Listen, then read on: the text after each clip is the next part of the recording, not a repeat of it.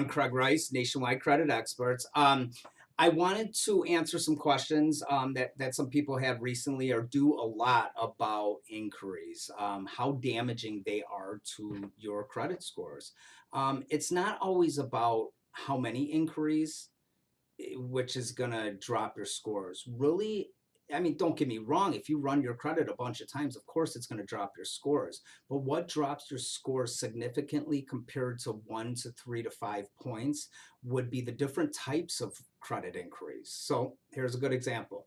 You go today, you run your credit for a mortgage. Well, what happens is your scores will drop 1 to 3 points. It could drop more. It all depends on what happened before you ran the credit. But again, just to keep this simple, you'll drop a point or two or three. Now you run, say you don't like that loan officer, or let's say that you didn't like the interest rate or the program. So what you do is have a right as a consumer to shop around. After that day you ran your credit, you go, you find another mortgage company or loan officer and you run your credit again. Because again, you're shopping around. That's okay. You'll drop 1, 2 points, sometimes nothing. Then let's say in the same 45-day time frame, you run it a couple more times. Again, not too damaging.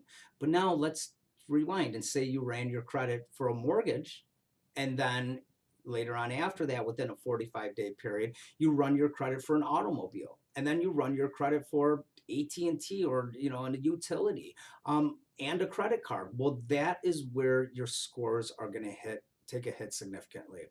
You could drop 20 to 80 points just for the matter of 4 or 5 inquiries, because they're different types of credit.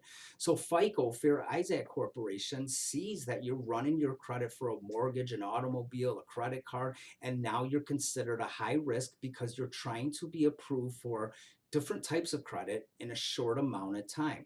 So I hope that helps. If you ever have any questions, get in touch with me here or Craig at getmeapproved.info. Thank you.